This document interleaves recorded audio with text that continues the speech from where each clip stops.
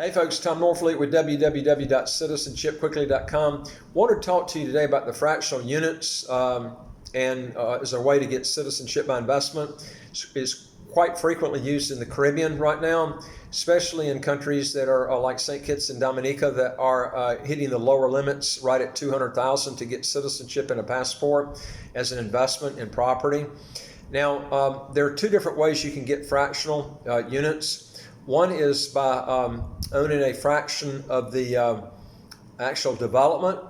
Let's say development is the whole development is hotel, the swimming pool, the restaurant is $2 million US, and you own 10% of that. Well, 10% times 2 million is 200,000, and so you would own you would have actual 200,000 ownership of that particular hotel, which would be 10%. Now you can also own a percentage of an actual unit of a condo unit. So you can have a condo unit that's 2 million, and you can own 10% of that, which is 200,000 of your portion of that particular unit itself. It wouldn't be necessarily the whole resort; it would just be that particular unit. Let me tell you my opinion on this. The big question is, why would you buy this when you can buy a standalone unit for 200,000?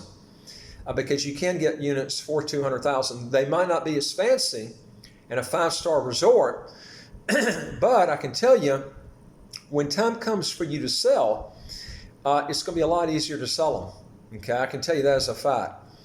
Even if the fractional on the other one is on the whole development, or on the standalone unit being a fraction, when you resell it, those fractionals are going to be harder to resell. I've never seen anybody make profits on a fractional unit. In a lot of cases, you'll lose money because you're going to have to pay commissions. You got in St. Kitts, you've got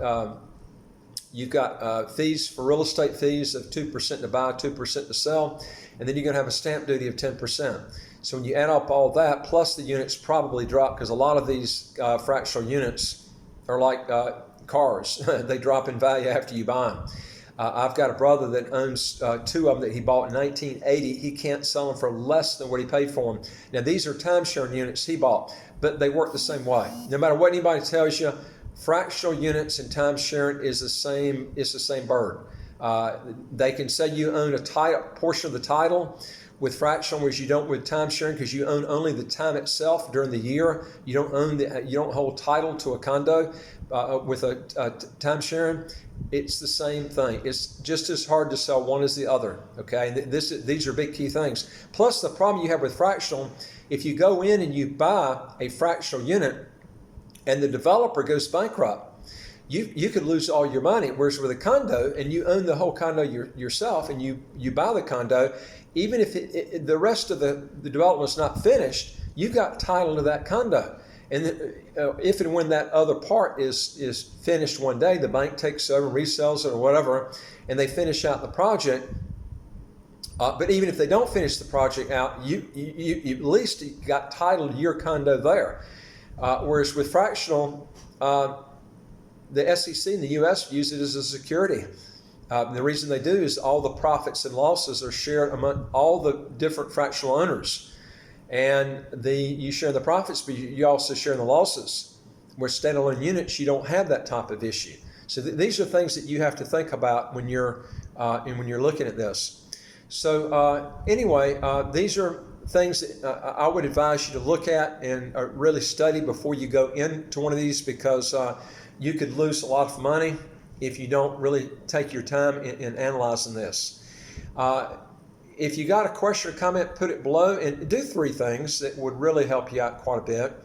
Is go to our website, www.citizenshipquickly.com. If you want help, we deal with about 67 different citizenship by investment and residency by investment countries that you can go to, and you can study on those through our website.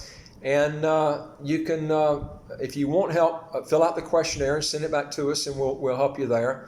Also, if you'll hit the subscribe button, you'll get all new videos as they come out automatically. And number 3 is if you will try and go to our website, www.citizenshipquickly.com, or you can do this, go to YouTube.